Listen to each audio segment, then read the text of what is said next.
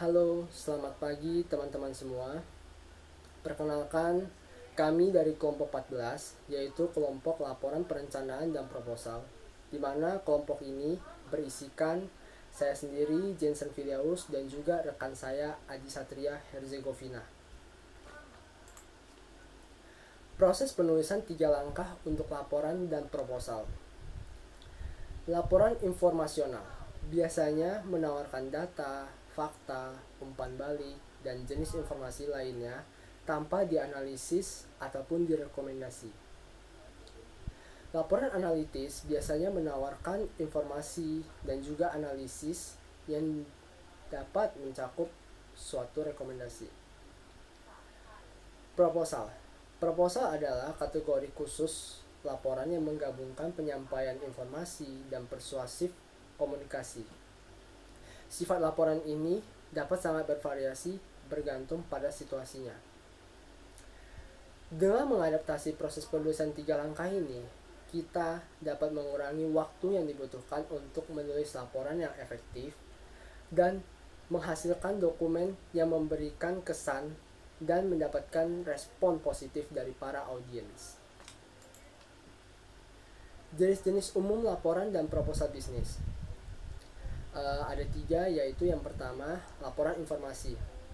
Laporan informasi ini biasanya menawarkan data, fakta, umpan balik, dan jenis lainnya tanpa dianalisis ataupun direkomendasi.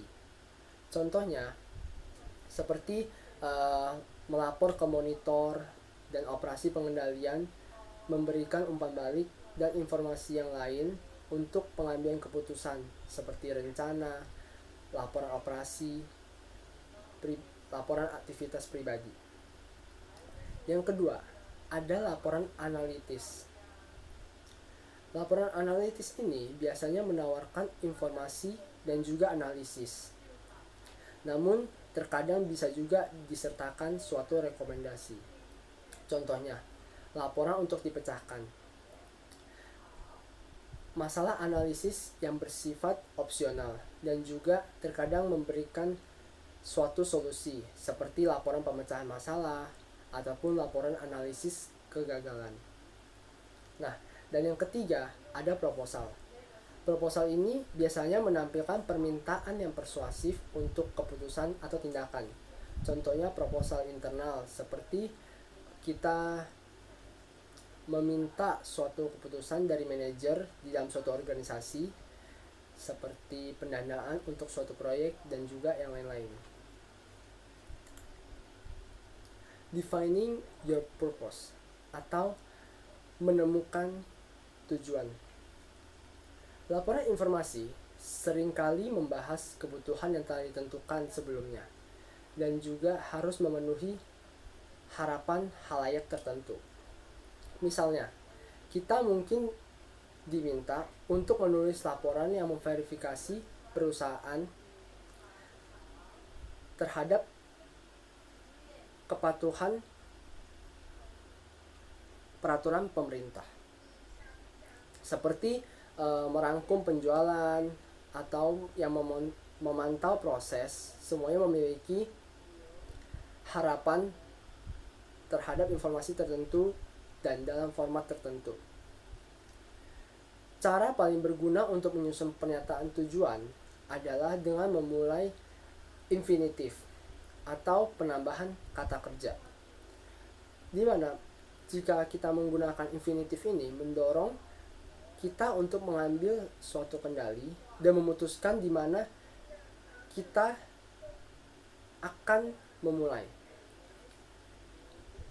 Saat kita memilih penggunaan infinitif,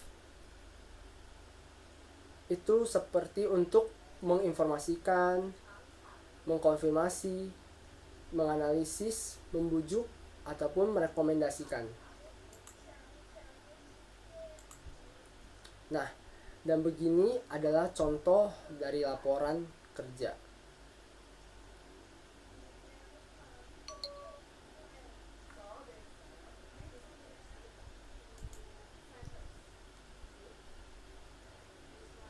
Rencana kerja formal mencakup elemen-elemen berikut. Yang pertama, ada pernyataan masalah atau peluang.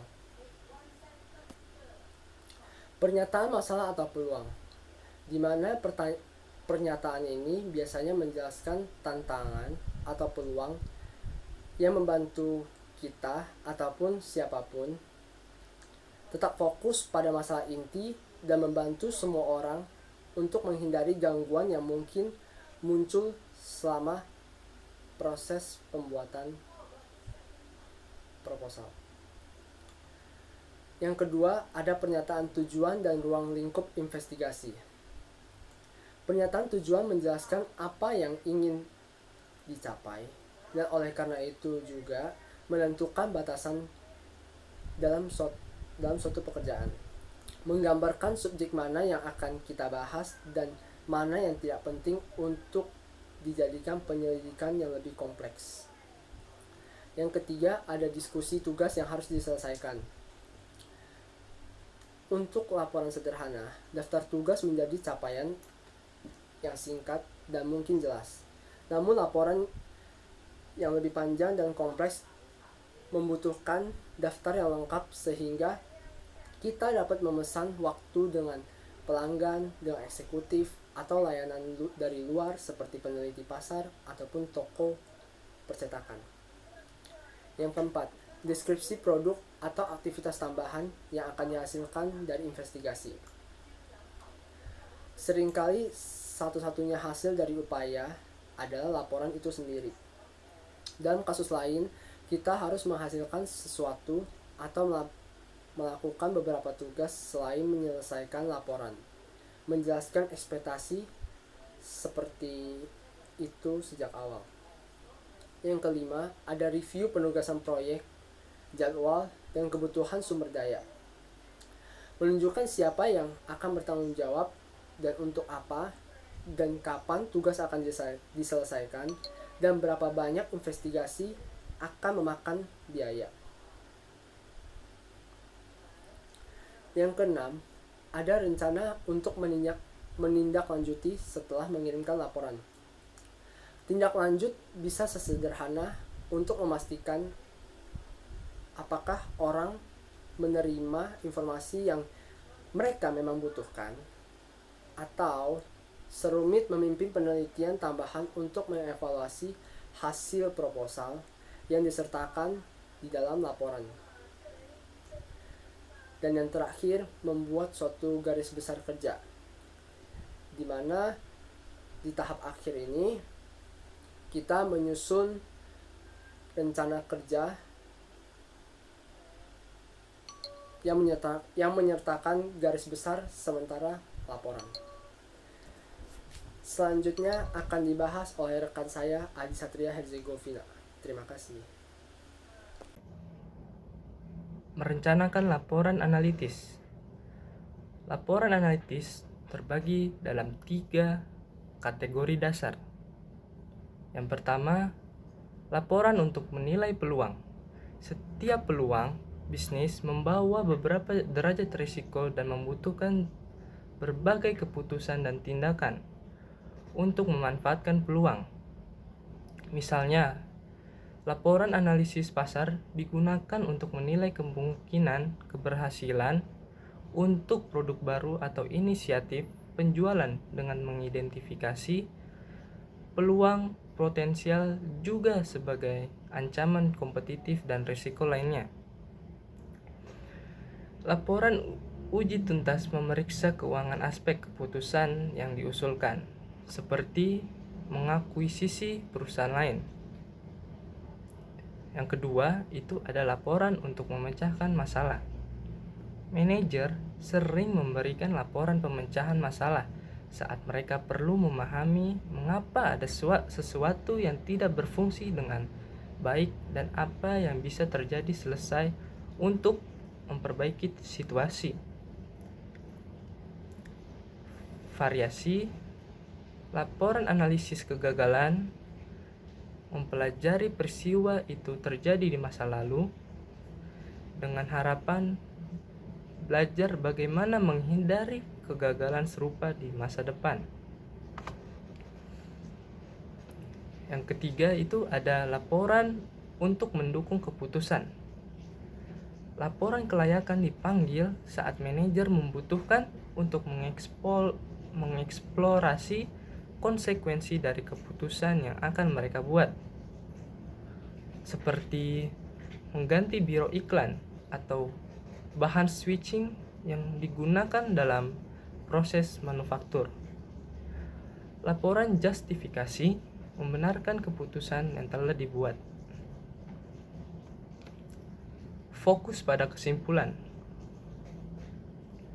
Saat menulis untuk audiens yang cenderung menerima kesimpulan Anda, entah karena mereka telah meminta Anda untuk melakukan analisis atau mereka mempercayai penilaian Anda, pertimbangkan untuk menggunakan pendekatan langsung yang segera berfokus pada kesimpulan Anda. Struktur ini mengkomunikasikan gagasan utama dengan cepat, tetapi ada beberapa risiko. Bahkan jika audiens mempercayai Anda penilaian, mereka mungkin memiliki pertanyaan tentang data Anda atau metode yang Anda gunakan. Selanjutnya, fokus pada rekomendasi. Saat menyusun laporan berdasarkan rekomendasi, gunakan pendekatan langsung seperti yang Anda lakukan untuk laporan yang berfokus pada kesimpulan. Kemudian, buka rekomendasi Anda dengan menggunakan 5 langkah. Yang pertama, itu tetapkan atau verifikasi kebutuhan tindakan dalam pendahuluan dengan menjelaskan secara singkat masalah atau peluang. Yang kedua, memperkenalkan manfaat yang bisa dicapai tanpa memberikan detail apapun.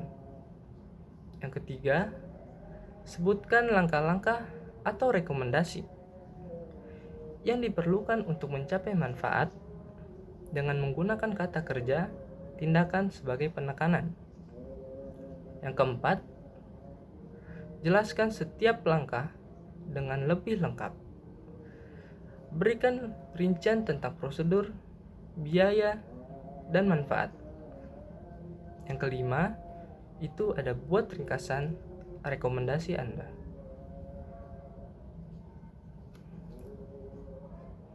Selanjutnya, laporan analitik menurut alasan logis terbagi menjadi 2 pendekatan. Yang pertama, itu pendekatan 2 tambah 2 sama dengan 4. Pendekatan pengorganisasian suatu laporan analitikal dengan sejumlah alasan yang secara keseluruhan mendukung kesimpulan atau saran yang diajukan.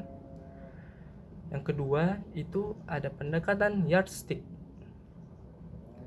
Laporan disusun menurut kriteria-kriteria tertentu, kemudian kesimpulan atau penyelesaian masalah dipilih sesuai dengan kriteria tersebut.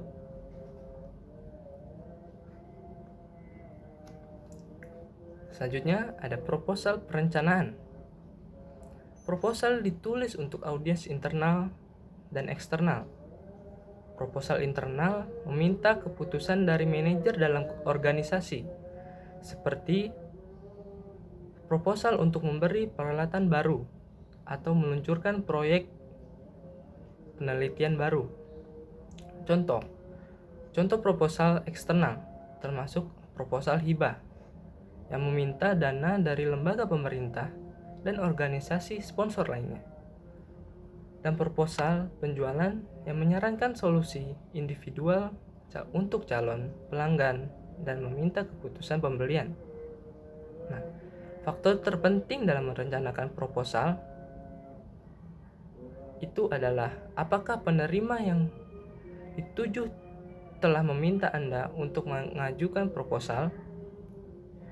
Proposal yang diminta umumnya disiapkan atas permintaan pihak eksternal yang membutuhkan produk atau layanan, tetapi juga dapat diminta oleh sumber internal seperti manajemen atau dewan direksi.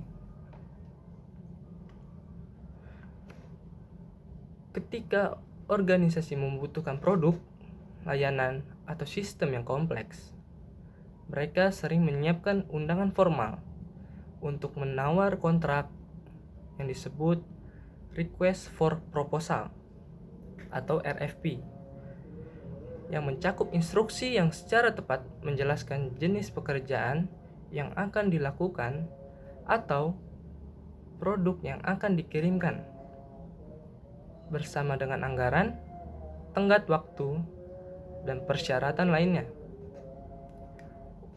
Untuk menarik banyak penawar yang memenuhi syarat, organisasi mengirim RFP ke perusahaan dengan catatan kinerja yang baik di lapangan, mencetaknya dalam publikasi perdagangan, dan mempostingnya di website. Sekian dari kelompok kami. Wassalamualaikum warahmatullahi wabarakatuh.